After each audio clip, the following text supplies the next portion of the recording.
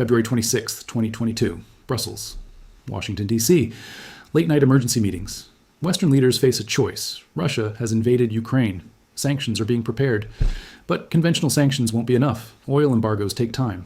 Trade restrictions can be evaded. Someone suggests the nuclear option. Cut Russia from SWIFT. Freeze their central bank reserves. $300 billion held in Western banks. Make it disappear overnight. The room goes quiet. Everyone understands what this means. This has never been done to a major economy. Never been done to a nuclear power.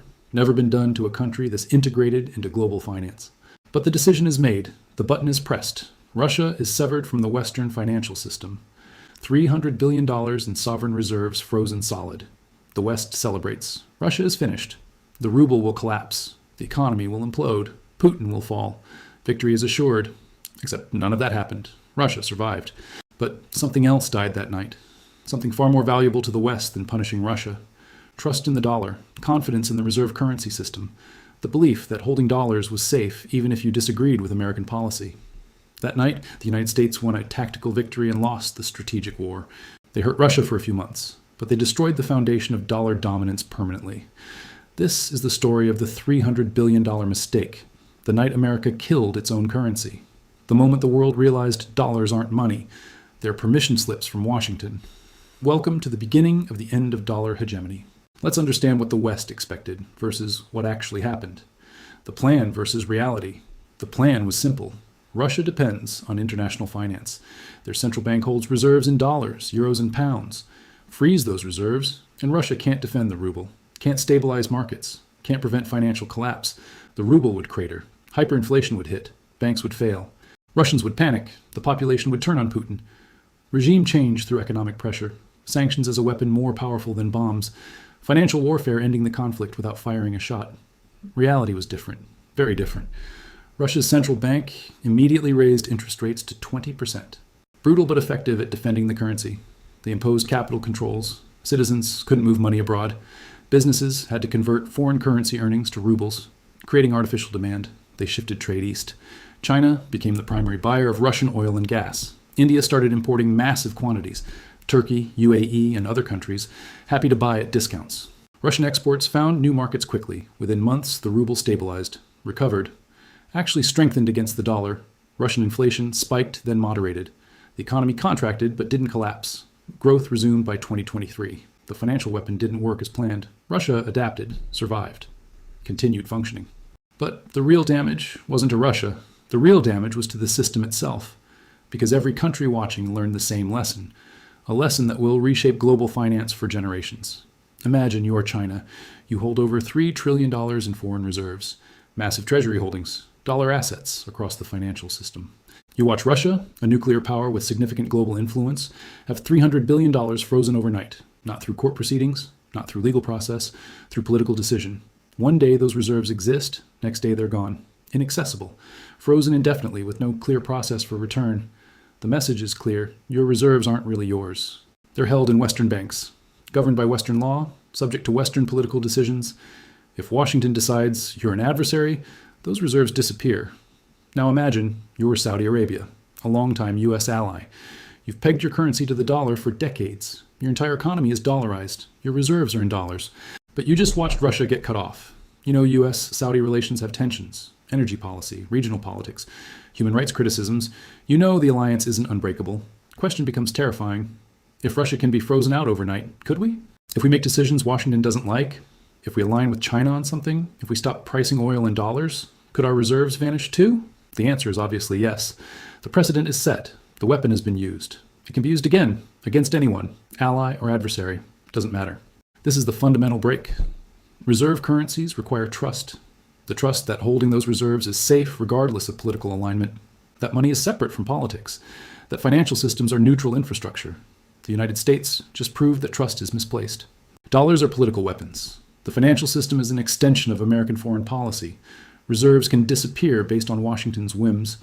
Every country holding significant dollar reserves just learned they're holding a gun pointed at their own head, and someone else has their finger on the trigger. The diversification began immediately, not public, not announced, but measurable, trackable, undeniable. Look at what happened to central bank reserves after February 2022. Gold purchases exploded. 2022 saw central banks buy over 1,000 tons of gold. 2023 exceeded that. 2024 continued the trend. Record after record broken. Why gold?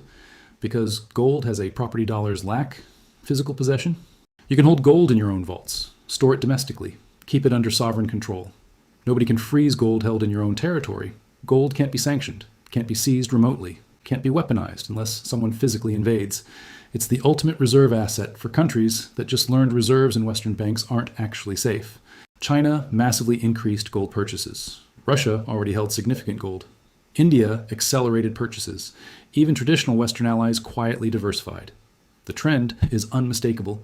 Move from dollars to gold, from paper promises to physical metal, from trusting Western financial infrastructure to building domestic control. But it's not just gold. Alternative payment systems are accelerating.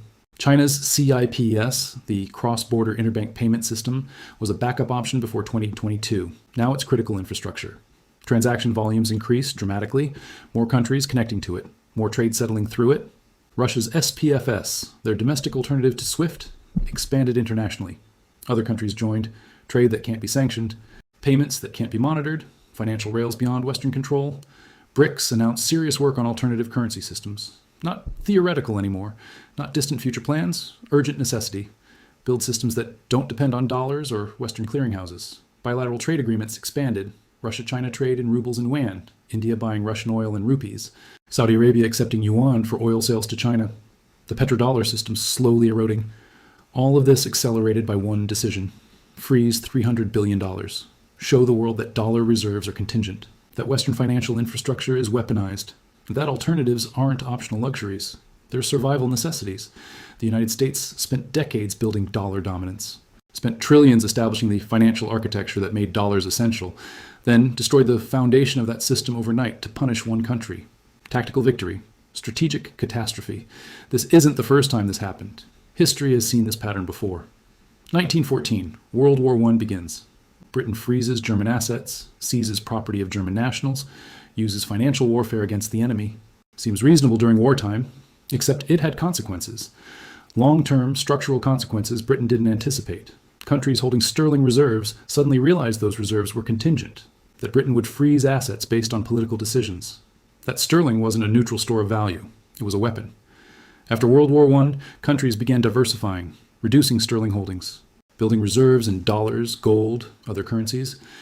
Sterling's dominance as reserve currency began slow decline, not immediately, not overnight. But the trust was broken. The belief that sterling was safe, regardless of politics, evaporated. And that belief never returned. By World War II, sterling was already weakened. By 1950s, dollar dominance was established. Britain's financial weapon use in 1914 started the process that ended sterling hegemony. The United States just made the same mistake. Used the same weapon. Will suffer the same consequences. Because financial weapons can only be used once. The first use works. Every subsequent use is less effective. Because everyone has already built alternatives, already diversified, already prepared. You can only surprise someone once. After that, they're ready. After February 2022, every major country started building dollar alternatives. The weapon used on Russia won't work as effectively next time, because everyone will have backup systems ready. The United States had a unique position. The dollar was essential. SWIFT was unavoidable. Western financial infrastructure was required for global participation. That position generated enormous power, and they spent it, burned it, used it up on one action against one country. Now the power is gone, because the trust is gone. And trust, once destroyed, cannot be rebuilt. Britain learned this. Now America is learning it. Financial hegemony depends on neutrality. The moment you weaponize it, you lose it. Not today, not tomorrow, but inevitably, permanently. So what does this mean? Where does this go? The dollar won't collapse overnight. Reserve currencies decline slowly. Sterling took decades to lose dominance. The dollar will too. But the process is irreversible. Once countries see dollars as political weapons rather than neutral money, the diversification continues until dominance ends. We're watching it happen in real time. Gold purchases, alternative payment systems, bilateral trade in local currencies, BRICS expansion, de-dollarization accelerating globally. Each step seems small, each move seems manageable, but they're cumulative, structural, building toward a world where dollars are one option among many rather than the only option. For the United States, this has profound implications. Dollar dominance allows deficit spending without consequences, allows printing money without inflation, allows borrowing at artificially low rates, allows funding military operations globally. Lose that privilege and America faces hard choices. Can't run trillion-dollar deficits indefinitely. Can't maintain global military presence without financial consequences. Can't print without triggering inflation. The Triffin dilemma resolves not through policy, but through loss of reserve status. The trap closes not because America chooses collapse, but because the world stops enabling the system. February 26, 2022 will be remembered as the beginning of that end, the day America chose short-term punishment of an enemy over long-term preservation of its most valuable strategic asset. They froze $300 billion. They unfroze a process that will cost trillions. Decades of carefully built financial architecture dismantled for one tactical victory. Was it worth it? Did Russia suffer enough to justify losing dollar hegemony? Will history judge this as strategic genius or catastrophic miscalculation? The answer is already clear. Russia survived. The dollar's dominance is dying. The weapon was used. The trust was destroyed. The consequences are irreversible. We follow the money to show you the moment empires end, not with bombs, but with frozen bank accounts. Now I want to hear from you. If you were a central bank governor watching Russia's reserves get frozen, would you keep your reserves in dollars or diversify immediately? Is financial weaponization legitimate in war or strategic suicide regardless of context? When trust in reserve currency dies, what replaces it? Drop your answer in the comments. Trust dollars or build alternatives.